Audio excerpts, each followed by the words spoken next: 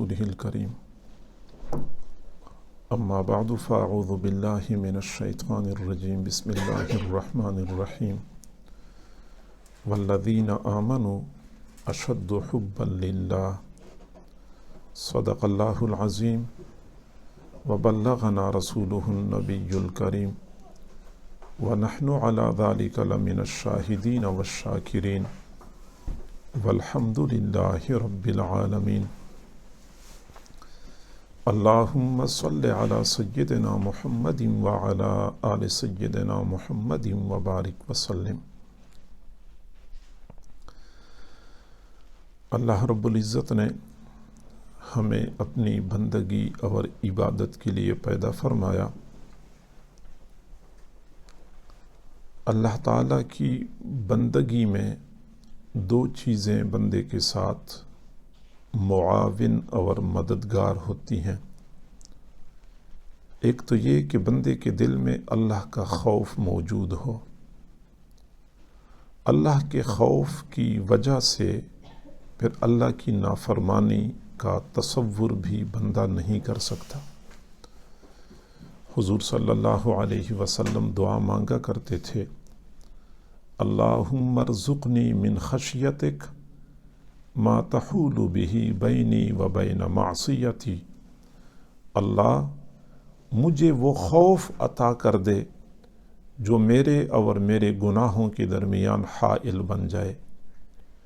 تو خوف خدا کی وجہ سے پھر گناہوں سے بچنا بندے کے لیے آسان ہو جاتا ہے۔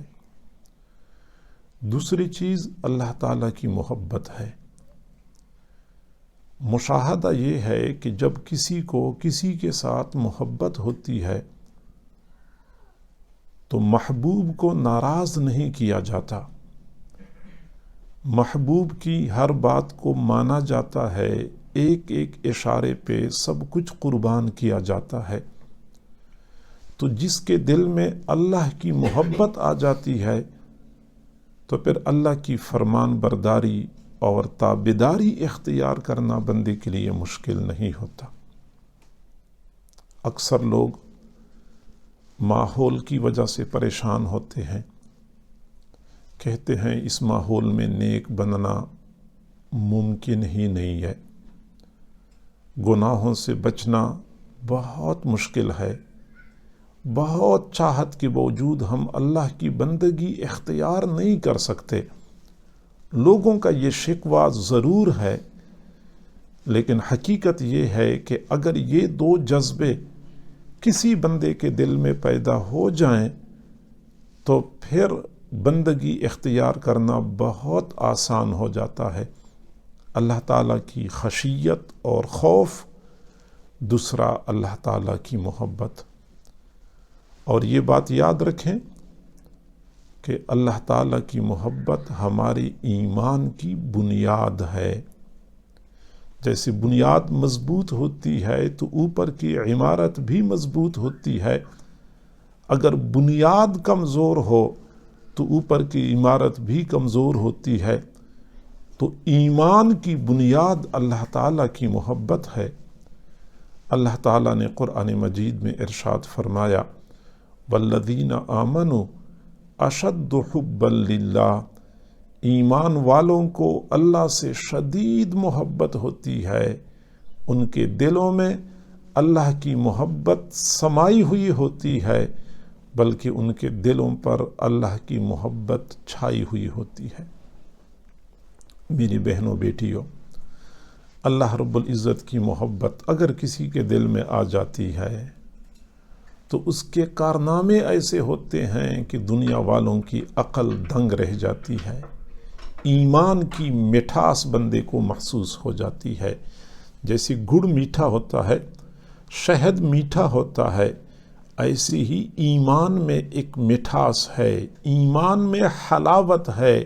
اگر وہ مٹھاس بندے کو محسوس ہو جائے تو پھر دنیا کی کوئی طاقت بندے کو اللہ کی عبادت سے نہیں روک سکتی۔ ہمیں نہیں معلوم کہ ایمان کی حلاوت کیا ہے، لیکن اگر ہم نے ایمان کی مٹھاس معلوم کرنی ہے تو آج سے 14 صدیاں پیچھے جانا پڑے گا۔ حضرت بلال سے پوچھنا ہوگا، بلال جب مکہ کے ظالم آپ کے گلے میں رسی ڈال کر آپ کو چٹانوں پر گھسیٹا کرتے تھے، گرم تپتی ہوئی ریت پر لٹایا کرتے تھے، پھر بھی آپ کی زبان سے احد احد کا نعرہ کیوں بلند ہوتا تھا؟ تو وہ جواب دیں گے کہ مجھے اس وقت مزہ آ رہا ہوتا تھا۔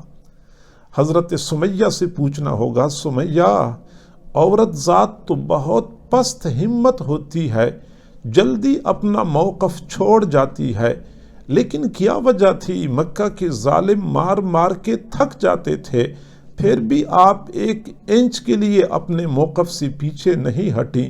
تو وہ جواب دیں گی کہ مجھے اس وقت مزہ آ رہا ہوتا تھا۔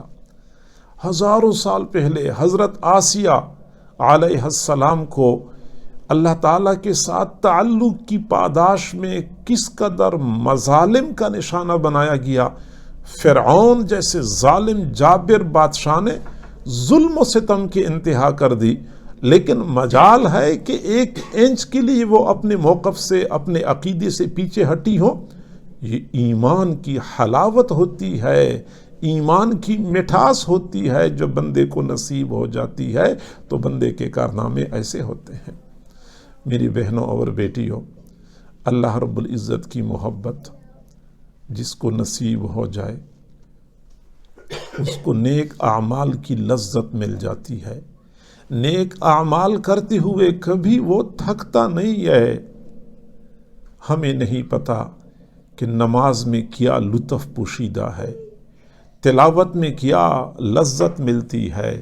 جب بندہ اللہ اللہ کا پیارا نام لیتا ہے تو بندے کا پورا جسم شیر و شکر کیسے بن جاتا ہے ہمیں نہیں پتا۔ ہم اعمال کی لذت سے نا آشنا ہیں، اس لیے اعمال کرتے ہوئے تھک جاتے ہیں، اکتا جاتے ہیں۔ یاد رکھیں، جس کے دل میں اللہ کی محبت آ جاتی ہے تو اعمال کرتے ہوئے کبھی تھکتا نہیں ہے، نیک اعمال کی لذت سے آشنا ہو جاتا ہے۔ جس طرح مادی دنیا میں کچھ لذات ہیں، ایسی ہی روحانی دنیا میں بھی کچھ لذات ہیں۔ مادی دنیا میں نرم اور مرغن غذائیں کھانے کا اپنا مزہ ہے، جبکہ روحانی دنیا میں اللہ کی خاطر بھوکا پیاسا رہنے کا اپنا مزہ ہے۔ نرم نرم بستروں پہ میٹھی نیند کے اپنے مزے ہیں، جبکہ آدھی رات کے وقت اللہ کے سامنے رکوع سجدہ کرنے کا اپنا مزہ ہے۔ سکرین کے سامنے بیٹھ کے تھرکتے جسموں کے تماشے دیکھنے کے اپنے مزے ہیں۔ قرآن عظیم الشان کو کھول کے تلاوت کرنے کا اپنا مزہ ہے۔ دوستوں کے درمیان محفلوں میں کھلکھلا کے ہنسنے کا اپنا مزہ ہے، جبکہ رات کی تنہائیوں میں اللہ کے سامنے آنسو بہانے کا اپنا مزہ ہے۔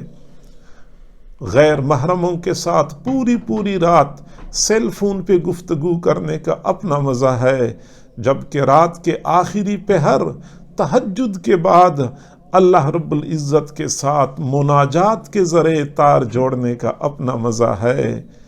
دنیا میں سیر سپاٹوں پہ جانے کے اپنے مزے ہیں، جبکہ اللہ کی دین کی خاطر در در کی ٹھوکریں کھانے کا اپنا مزہ ہے۔ مادی دنیا کے اپنے مزے ہیں، جبکہ روحانی دنیا کے اپنے مزے ہیں۔ کاش ہمیں اللہ کی محبت کا ایک قطرہ نصیب ہو جائے، ہمیں پتہ چل جائے گا کہ جب بندہ اللہ کے سامنے سجدہ کرتا ہے تو سجدے میں کیا لطف ملتا ہے۔ حضرت مولانا فضل الرحمن گنج مدآبادی رحمۃ اللہ علیہ نے حضرت مولانا اشرف علی تھانوی کو فرمایا، اشرف علی، جب میں سجدہ کرتا ہوں مجھے یوں محسوس ہوتا ہے جیسے میں نے اللہ کے قدموں پہ سر رکھا ہوا ہو، سر اٹھانے کو دل نہیں کرتا۔ پتہ نہیں کیا مزہ ملتا ہوگا ان لوگوں کو سجدہ کرنے میں، ان لوگوں کو عبادت میں کیا سرور ملتا ہوگا۔ افسوس سے کہنا پڑتا ہے کہ ہم اس سرور اور لذت سے بالکل لا علم ہیں۔ جب اللہ کی محبت ایک مرتبہ دل میں آ جاتی ہے، اس کا ایک فائدہ تو یہ ہوتا ہے کہ نیک اعمال کرنے بندے کے لیے آسان ہو جاتے ہیں۔ قرآن کی تلاوت کرتے ہوئے کبھی کوئی تھکتا نہیں ہے۔ جس طرح بچہ توتلی زبان سے کوئی لفظ بولتا ہے، چھوٹا بچہ ہوتا ہے، ابھی وہ بولنا سیکھتا ہے، تو وہ توتلی زبان سے ایک آدھ لفظ بولتا ہے، تو ماں اپنے بیٹے کے اس لفظ کو یاد کرتی ہے، پھر ہر آنے والے کو بتاتی ہے کہ آج میرا بیٹا یوں کہہ رہا تھا، آج میرا بیٹا یوں کہہ رہا تھا۔ بیٹے سے محبت ہوتی ہے تو بیٹی کی زبان سے نکلا ہوا ایک لفظ ماں یاد کرتی ہے، بار بار دہراتی ہے۔ ایسی ہی جب اللہ سے محبت ہو جاتی ہے تو اللہ کا کلام قرآن بار بار دہرانا بندے کے لیے لطف اور سرور کا باعث ہوتا ہے، بندہ کبھی تھکتا نہیں ہے۔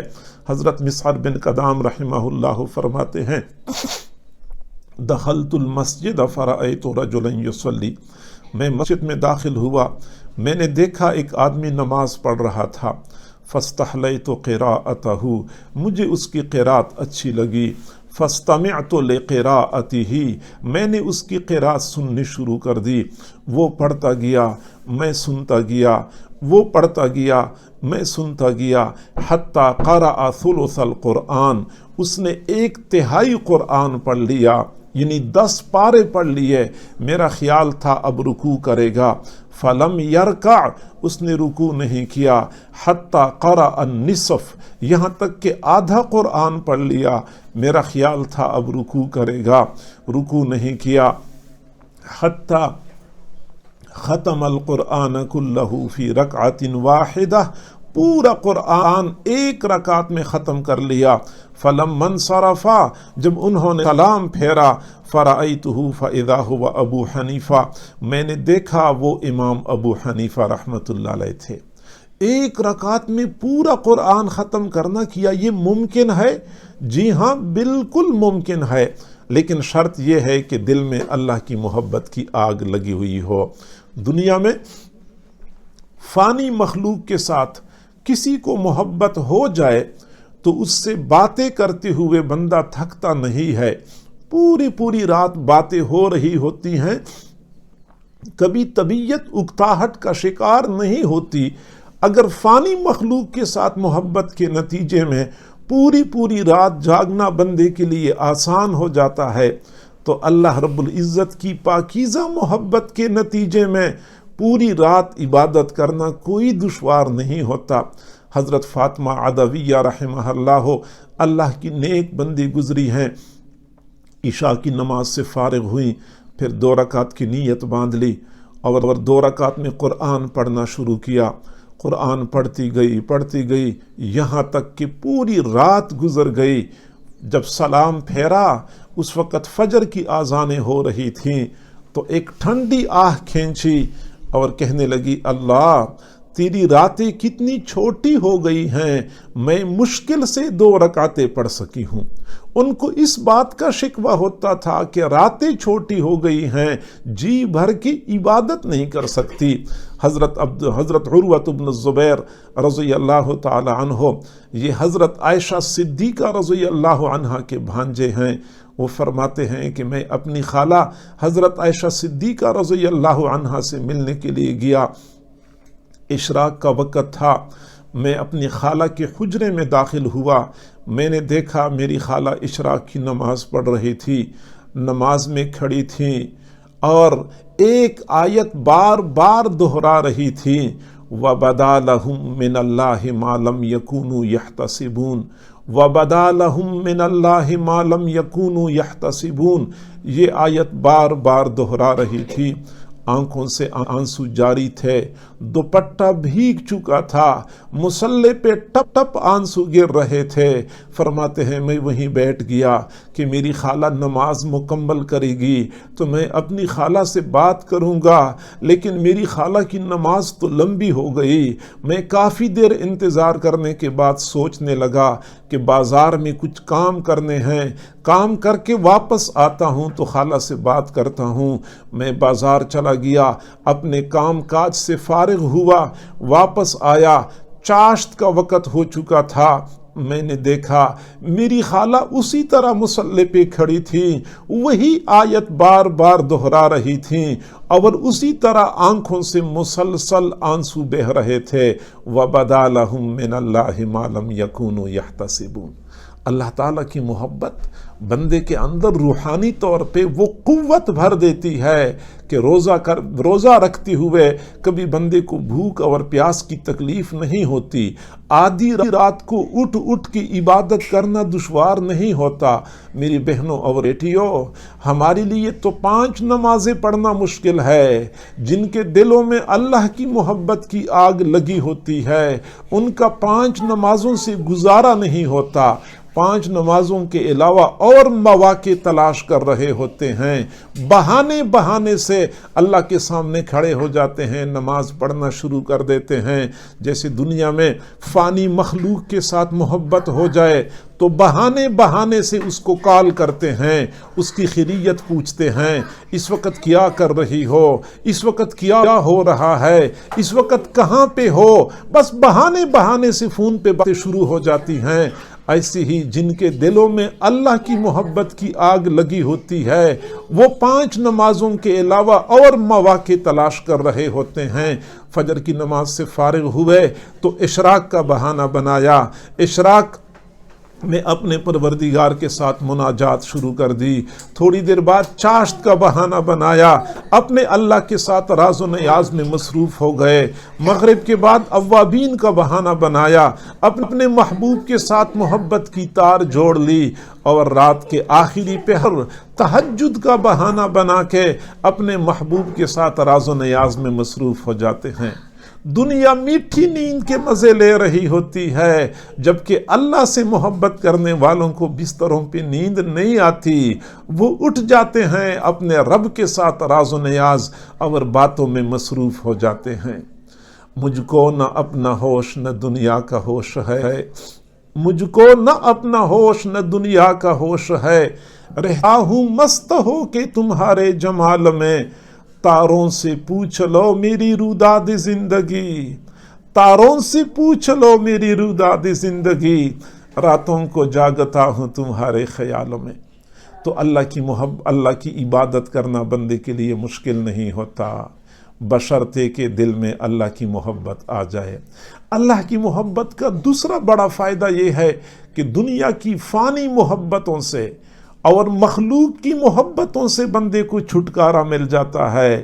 آج کے نوجوان جو مخلوق خدا کی محبت میں گرفتار ہو کے راتوں کو آہے بھرتے ہیں، کاش ان کے دلوں میں اللہ کی محبت کا ایک قطرہ آ جائے، دنیا کے فانی ٹھپوں کی طرف دیکھنا بھی گوارا نہیں کرتے۔ اسی ماحول میں رہنے والے، بے حیائی، فحاشی اور عریانی کے علاقے میں رہنے والے کئی سارے ایسے نوجوان ہیں جو فانی مخلوق کی طرف دیکھنا بھی گوارا نہیں کرتے، کیونکہ دل میں اللہ کی محبت کی آگ لگی ہوتی ہے۔ یہ اللہ کی محبت کی آگ مخلوق کو جلا کے رکھ دیتی ہے، دل میں فانی مخلوق کے لیے کوئی جگہ باقی نہیں ہوتی۔ اور اللہ کی محبت کا اگلا فائدہ یہ کہ بندے کے لیے جینا مشکل ہو جاتا ہے، مرنا آسان ہو جاتا ہے۔ ہمارا تو یہ مسئلہ ہے، موت کا سنتے ہیں پریشان ہو جاتے ہیں، ڈر جاتے ہیں، موت کو ایک دہشت، ایک مصیبت کے طور پہ سمجھتے ہیں، جبکہ وہ لوگ جو اللہ کی محبت میں دیوانے ہوتے ہیں، وہ اللہ سے ملاقات کے لیے بے قرار ہوتے ہیں، وہ چاہتے ہیں کب موت آئے گی کہ اپنے پیارے اللہ سے واصل ہو جائیں۔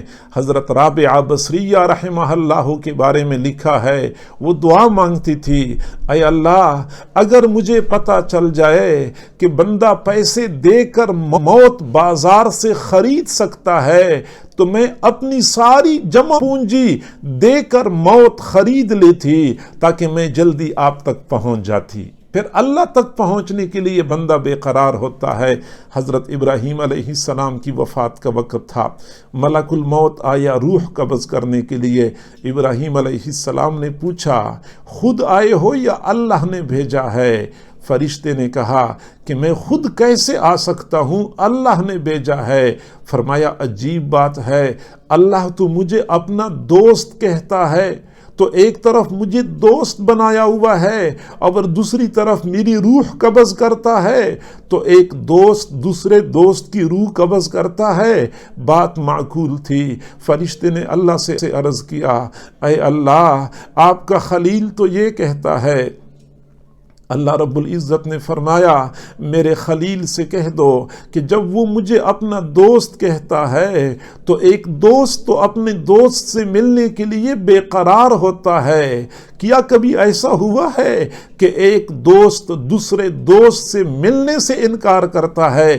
ملک الموت نے یہی بات ابراہیم علیہ السلام سے کی۔ ابراہیم علیہ السلام نے فرمایا اچھا اللہ سے ملاقات ہونی ہے تو عجل عجل، جلدی کرو، میری روح قبض کر لو، مجھے میرے رب سے واصل کرا دو۔ تو اللہ سے محبت کرنے والے اللہ سے ملاقات کے لیے بے قرار اور بے تاب ہوتے ہیں۔ الموت جسر یوصل الحبیب الی الحبیب، موت ایک پل ہے جو ایک دوست کو دوسرے دوست سے ملاتا ہے۔ منصور بن حلاج رحمہ اللہ کو پھانسی پہ چڑھایا جا رہا تھا، وہ پھانسی کے تختے پہ کھڑے تھے، مسلسل مسکرا رہے تھے، دیکھنے والے حیران تھے۔ عجیب واقعہ ہے، پھانسی کے تختے پہ لوگ کھڑے ہوتے ہیں، ان کی تو ٹانگیں کانپ رہی ہوتی ہیں، اوسان خطا ہوتے ہیں، یہ عجیب بندہ ہے، پھانسی کے تختے پہ کھڑے ہو کر بھی اس قدر سکون اور اطمینان سے مسکرا رہا ہے۔ آخر کسی نے پوچھ لیا تو حضرت منصور بن حلاج رحمہ اللہ نے فرمایا میرا وہ محبوب پروردگار جس کو منانے کے لیے میں آدھی رات کو اٹھ کے عبادت کیا کرتا تھا، سخت گرمی کے موسم میں شدت کی پیاس برداشت کر کے روزے رکھا کرتا تھا، اس محبوب پروردگار سے ملاقات کا وقت آ چکا ہے تو میں ہنسنت اور کیا کروں۔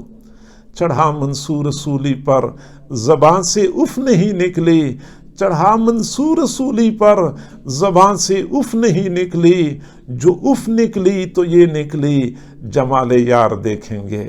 اللہ سے محبت کرنے والے اللہ کا حسن اور جمال دیکھنے کے لیے بے قرار ہوتے ہیں کہ یہ آنکھیں بند ہوں اور میں دل کی آنکھوں سے اپنے محبوب کے حسن و جمال کا مشاہدہ کر لوں، اس لیے وہ موت کو خوشی خوشی سینے سے لگاتے ہیں۔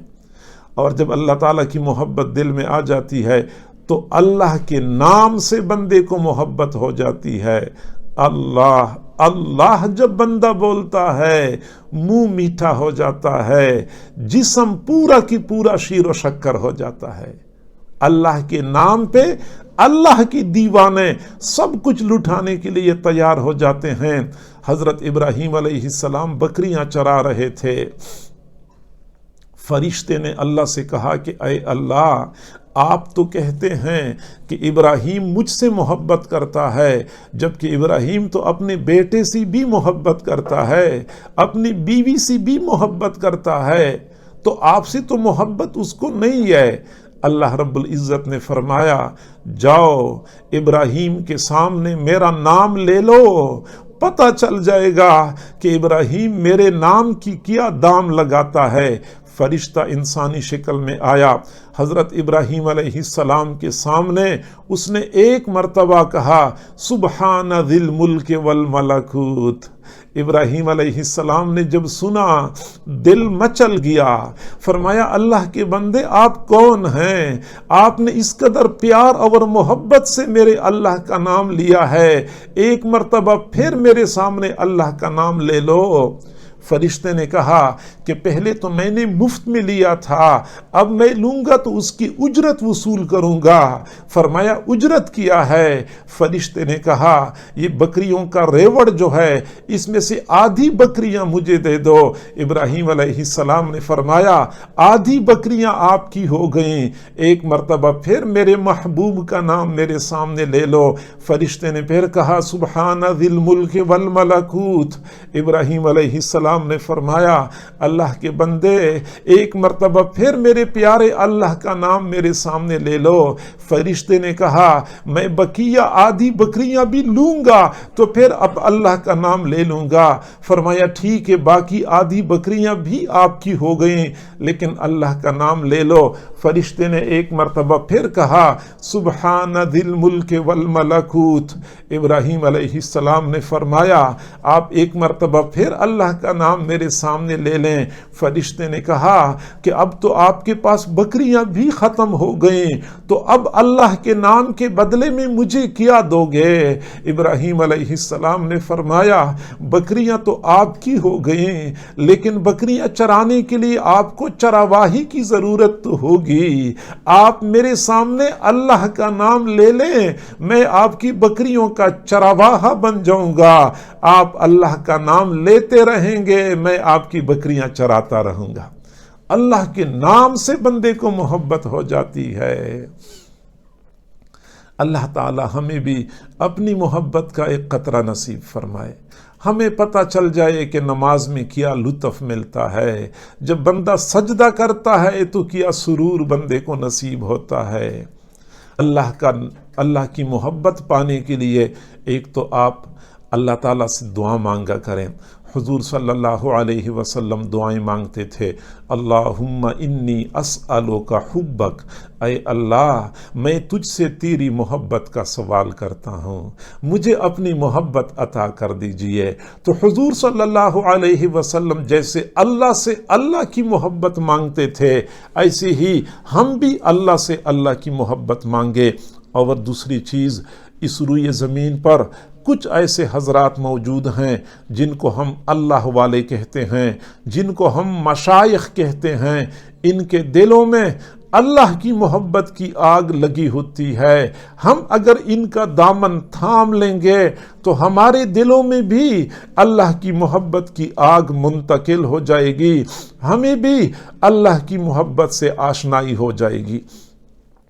اور جس طرح ہم دیکھتے ہیں خدا نخواستہ ایک گھر کو آگ لگ جائے تو اگلے گھر کو آگ لگ جاتی ہے، ایسی ہی جب ایک دل میں اللہ کی محبت کی آگ لگی ہوتی ہے، جو بندہ اس کے ساتھ روحانی طور پہ اپنے دل کو جوڑتا ہے تو اللہ کی محبت کی آگ اس دل میں بھی منتقل ہو جاتی ہے۔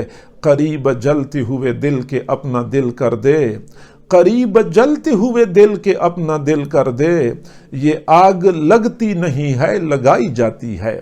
یہ اللہ کی محبت کی آگ ایک دل سے دوسرے دل میں منتقل ہو جاتی ہے۔ پرانے زمانے میں اللہ والوں کی خانقاہیں ہوا کرتی تھیں، یہ پیر اور مشائخ حضرات جس جگہ پہ رہتے ہیں ان کے مریدین اور متعلقین آتے ہیں، اس جگہ کو خانقاہ کہتے ہیں۔ پرانے زمانے میں اللہ والوں کی خانقاہیں ہوا کرتی تھیں، لوگ ان خانقاہوں میں جایا کرتے تھے، اللہ کی محبت کی پڑیا لے کر واپس اپنے گھروں کو لوٹ جایا کرتے تھے۔ حضرت مولانا فضل الرحمن گنج مراد آبادی رحمۃ اللہ علیہ نے حضرت مولانا اشرف علی تھانوی رحمۃ اللہ علیہ سے پوچھا اشرف علی کہیں اللہ کی محبت کی دکان دیکھی ہے؟ حضرت تھانوی رحمۃ اللہ علیہ نے فرمایا ہاں میں نے اللہ کی محبت کی دو دکانیں دیکھی ہیں، ایک دہلی میں شاہ غلام علی دہلوی رحمت اللہ علیہ کی خانقاہ ہے اور ایک شاہ آفاق رحمت اللہ علیہ کی خانقاہ ہے۔ یہ دو خانقاہیں اللہ کی محبت کی دکانیں ہیں، وہاں پہ لوگوں کو اللہ کی محبت کی پڑیا ملتی ہے۔ اللہ والوں کے دلوں میں اللہ کی محبت کی آگ لگی ہوتی ہے، جو بندہ ان کے ساتھ تعلق جوڑتا ہے یہ آگ ادھر بھی منتقل ہو جاتی ہے۔ عشق والے نہ دکان اپنی بڑا کر کے چلیں، عشق والے نہ دکان اپنی بڑا کر کے چلیں، ٹہر و منصور مجھے دل کی دوا لینے دو۔ اب وقت ہے بندہ کسی اللہ والے کے ساتھ تعلق جوڑ لے تو دل میں اللہ کی محبت آ جاتی ہے۔ اللہ والوں کے ساتھ تعلق جوڑنے کے لیے ان کے ہاتھ پہ بیعت کرنی ہوتی ہے۔ یہ بیعت کرنا یہ باقاعدہ سنت عمل ہے۔ قرآن مجید میں اللہ رب العزت نے حضور صلی اللہ علیہ وسلم کو حکم دیا تھا کہ جب یہ مؤمنات عورتیں آپ کے پاس آتی ہیں بیعت کرنے کے لیے فبایعہن، تو آپ ان کو بیعت کر لیا کریں، واستغفر لہن اللہ، ان کے لیے اللہ سے مغفرت مانگا کریں۔ تو بیعت کے ذریعے کسی مسلمان خاتون کا یا مسلمان مرد کا اللہ والوں کے ساتھ تعلق جڑ جاتا ہے، پھر اسی تعلق کے نتیجے میں اللہ کی محبت بندے کو نصیب ہو جاتی ہے۔ اللہ تعالی ہم سب کو اپنی محبت کا ایک قطرہ عطا فرما دے، ہمیں بھی پتہ چل جائے کہ اللہ کی محبت کیا چیز ہوتی ہے۔ اللہ تعالی ہم سب کو اپنا دیوانہ بنا دے، غیر سے بیگانہ بنا دے۔ اللہ تعالی ہمیں سمجھنے اور عمل کرنے کی توفیق عطا فرمائے۔ جیسے میں نے پہلے عرض کیا کہ اللہ والوں کے ہاتھ پہ بیعت کر لے بندہ تو دل میں اللہ کی محبت آ جاتی ہے۔ تو جو بہنیں بیٹیاں ابھی تک کسی اللہ والے کے ہاتھ پہ بیعت نہیں کر چکی، ان کو میں بیعت کے کلمات پڑھا دیتا ہوں، پھر اس کے بعد دعا کریں گے انشاءاللہ۔ الحمدللہ وکفا وسلام علی عبادہ الذین اصطفیٰ، اما بعد۔ یہ کلمات میرے پیچھے پیچھے پڑھیں۔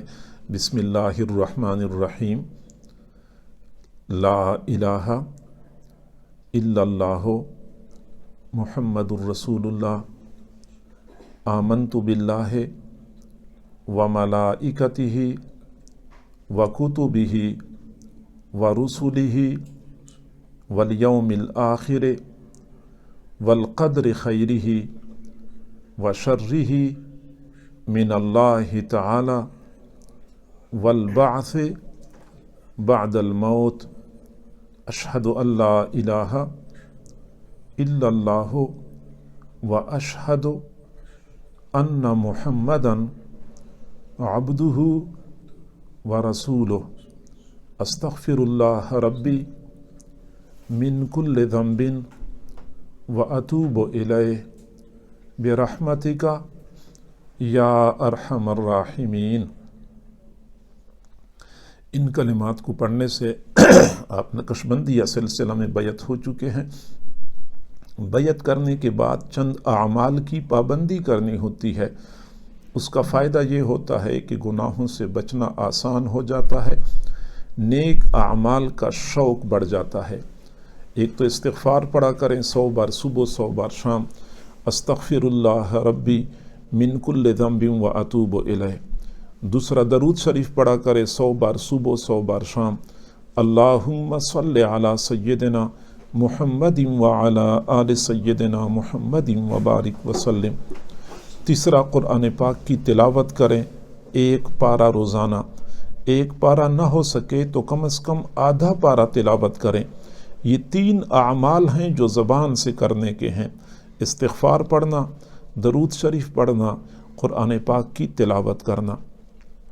2 اعمال اور ہیں، ان کا تعلق انسان کے دل کے ساتھ ہے، زبان کا اس میں عمل دخل نہیں ہوتا۔ ایک کو وقوف قلبی کہتے ہیں۔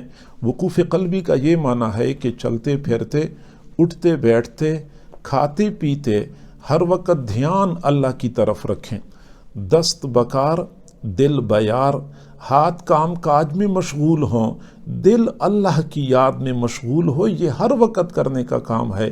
اور اگلا عمل مراقبہ کہلایا جاتا ہے۔ مراقبہ کا طریقہ یہ ہے کہ فارغ وقت میں آنکھیں بند کر کے بیٹھ جائیں، بس یہ سوچیں کہ اللہ تعالیٰ کی طرف سے انوارات آ رہے ہیں، میرے دل میں سما رہے ہیں، میرا دل خوشی کی حالت میں کہہ رہا ہے اللہ اللہ اللہ۔ زبان سے کچھ نہیں کہنا ہوتا، بس دل کی طرف توجہ کرنی ہوتی ہے کہ دل اللہ اللہ کہہ رہا ہے اور میں اپنے کانوں سے سن رہی ہوں۔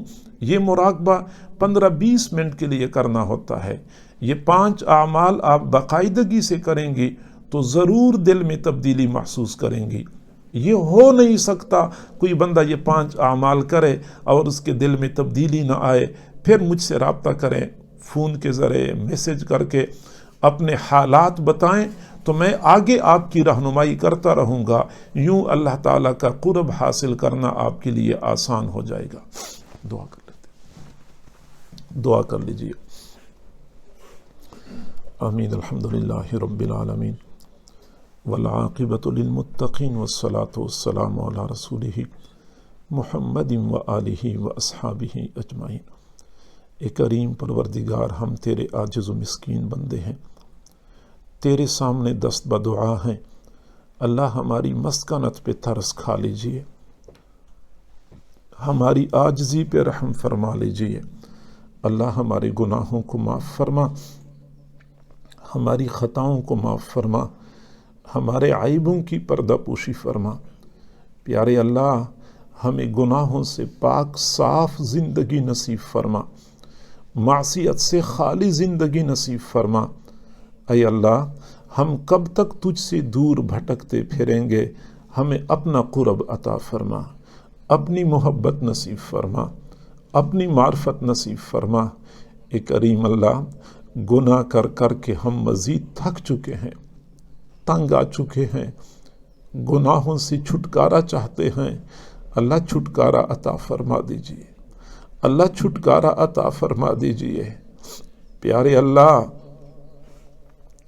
اے کریم اللہ، اے رحیم اللہ، اے حنان و منان پروردگار، ہمیں اچھی طرح پتہ ہے تجھے ہماری کوئی ضرورت نہیں ہے، لیکن ہم کیا کریں؟ ہمارا تیرے بغیر گزارا نہیں ہے. پیارے اللہ، تجھے چھوڑ کے ہم کہاں چلے جائیں؟ کس کا دروازہ کھٹکھٹائیں؟ پیارے اللہ، کلمہ تیرا پڑھیں، دروازہ کسی اور کا کھٹکھٹائیں. اللہ، ہم سے یہ نہیں ہو سکتا. اللہ، ہمیں اپنے در سے دھتکار نہ دینا، ٹکرا نہ دینا.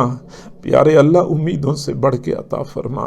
جتنے حضرات موجود ہیں، بہنیں بیٹیاں موجود ہیں، سب پر ایک مرتبہ محبت کی نظر ڈال دیجئے. اے اللہ، وہ محبت کی نظر جو تو نے بشر حافی پر ڈالی تھی، وہ دنیا کے شراب خانے میں شراب کے نشے میں مست تھے، تیری محبت کی نظر پڑ گئی، تو نے ان کو اپنا دیوانہ بنا دیا. اے اللہ، جب تو اپنانے پہ آتا ہے، شراب خانوں سے لوگوں کو اٹھا کے اپنا دیوانہ بنا دیتا ہے. پیارے اللہ، ہم شراب خانے میں تو جمع نہیں ہو چکے، ہم نے شراب تو نہیں پی ہوئی، تیری محبت کی تلاش میں، تیری رضا کی تلاش میں در در کی ٹھوکریں کھاتے ہوئے یہاں پہنچ چکے ہیں.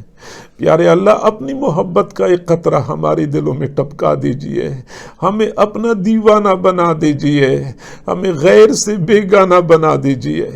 کریم پروردگار، دنیا میں ہم نے دیکھا ہے بہنیں بیٹیاں کسی کے دروازے پہ چلی جاتی ہیں تو قتل کے جرائم بھی لوگ معاف کر دیتے ہیں. کریم اللہ، دنیا والے بھی بہنوں اور بیٹیوں کا لحاظ کرتے ہیں. اللہ، تو بھی لحاظ فرما دیجئے. بہنیں بیٹیاں بھی دامن پھیلائے بیٹھی ہیں، اللہ ان کو عطا فرما دیجئے. خالی جھولیاں بھر دیجئے، اٹھے ہوئے ہاتھوں کی لاج رکھ لیجئے. اے کریم پروردگار، جتنے بہنیں بیٹیاں موجود ہیں یا بھائی موجود ہیں، ہم فقیروں کے پاس دینے کے لیے دعائیں ہیں، تیرے پاس دینے کے لیے وسیع خزانے ہیں، اپنے وسیع خزانوں سے مالا مال فرما. پیارے اللہ، جو لوگ بے اولاد ہیں ان کو اولاد نصیب فرما، جو صاحب اولاد ہیں ان کو اولادوں کی خوشیاں نصیب فرما، اولاد کی دکھوں سے محفوظ فرما، اولاد کے غموں سے محفوظ فرما. پیارے پروردگار، جوان اولاد جب بوڑھے ماں باپ کی نافرمانی کرتی ہے، بوڑھے ماں باپ کے سامنے اکڑتی ہے، والدین کی آنکھوں سے موٹے موٹے آنسو گر رہے ہوتے ہیں، وہ بے بسی کی تصویر بنے ہوتے ہیں. پیارے اللہ، نوجوانوں کے دل تیرے قبضہ قدرت میں ہیں، والدین کی اطاعت کی طرف پھیر دیجئے، نوجوانوں کو والدین کا فرمان بردار بنا دیجئے، تابعدار بنا دیجئے. اللہ، جو لوگ بیمار ہیں یا گھروں میں بیمار ہیں ان کو شفا عطا فرما، جن کے والدین عزیز و اقارب فوت ہو چکے ہیں ان کی مغفرت فرما. بہت سارے لوگ ایسے ہوں گے جن کے دلوں میں چھپے ہوئے غم ہوں گے وہ کسی کو بتا بھی نہیں سکتے ہوں گے۔ اللہ تو دلوں کے بھید جانتا ہے، ان چھپے ہوئے غموں کو ختم فرما دیجئے، سب کو اپنے اپنے گھروں کی خوشیاں نصیب فرما، گھریلو نفرتوں کو محبتوں میں تبدیل فرما، لڑائی جھگڑوں کو اتفاق و اتحاد میں تبدیل فرما، تنگی کو فراخی میں تبدیل فرما، گھریلو پریشانیوں کو ختم فرما، مالی مسائل کو حل فرما۔ پیارے پروردگار، ہمارے بھائی مصطفیٰ صاحب نے، ان کی اہلیہ نے جس محبت اور خلوص سے ہمارے لیے گھر کے دروازے کھولے، ہم فقیر دعا دے سکتے ہیں۔ اللہ تو ان کے اوپر رحمتوں کے دروازے کھول دیجئے، اللہ وہ سب کچھ عطا فرما جو ان کی چاہت ہے یا ان کی ضرورت ہے، اولاد کی خوشیاں نصیب فرما، خاص طور پہ ان کے بیٹے طیب کو اپنے والدین کے لیے آنکھوں کی ٹھنڈک بنا، فرمان بردار اور تابعدار بنا۔ مصطفیٰ بھائی کے اہلیہ کی طبیعت ناساز ہے، اللہ شفا عطا فرما، شفا کاملہ عاجلہ مستمرہ نصیب فرما۔ اللہ یہ گھر ان کے لیے خوشیوں کا گہوارہ بنا، وہ سب کچھ عطا فرما جو ان کی چاہت ہے یا ان کی ضرورت ہے۔ ہمارے پیارے بھائی شیخ بابر صاحب اور ان کے اہلیہ نے پیار اور محبت سے ہمیں یہاں آنے کی دعوت دی، کریم پروردگار ان محبتوں کے بدلے ان کو دنیا کی بھلائیاں نصیب فرما، آخرت کی بھلائیاں نصیب فرما، تمام نیک تمناؤں کو پورا فرما، گھر کے تمام افراد کو اپنے مقربین میں شامل فرما۔ پیارے پروردگار، نیکی تقوی پرہیزگاری والی زندگی نصیب فرما۔ الہ العالمین، اس وقت امت مسلمہ بہت پریشان ہے، پوری امت کی پریشانیوں کو ختم فرما، خاص طور پہ ہماری فلسطینی بھائی جس ظلم اور بربریت کے دور سے گزر رہے ہیں، اللہ ان کو مزید مظالم سے چھٹکارا عطا فرما۔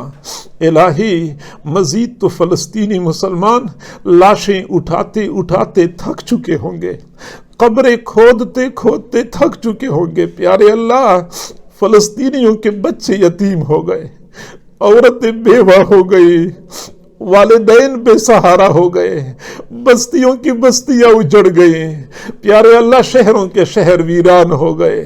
کریم پروردگار، وہ ظالم جہاں ان کا جی چاہتا ہے، جب جی چاہتا ہے، بم اور بارود کی بارش برسا دیتے ہیں، نہ پناہ گزین کیمپوں کو چھوڑتے ہیں، نہ ہسپتالوں کو چھوڑتے ہیں، نہ چھوٹے چھوٹے معصوم بچوں پہ ان کو ترس آتا ہے، نہ روتی بلکتی ماؤں کا ان کو احساس ہوتا ہے۔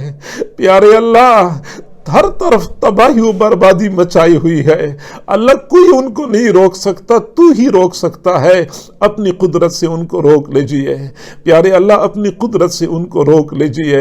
مسلمانوں کو مزید اللہ عزت اور عظمت نصیب فرما، اور پوری امت جو بے حسی اور بے حمیتی کی شکار ہے، اللہ اس بے حسی کو ختم فرما دیجئے۔ امت مسلمہ کو دینی حمیت نصیب فرما، مسلم حکمرانوں کو دینی غیرت نصیب فرما۔ کریم پروردگار، ہماری ان دعاؤں کو اپنی رحمت سے قبول و منظور فرما۔ وصلی اللہ تعالی علی خیر خلقہ محمد وآلہ واصحابہ اجمعین، آمین برحمتک یا ارحم الراحمین۔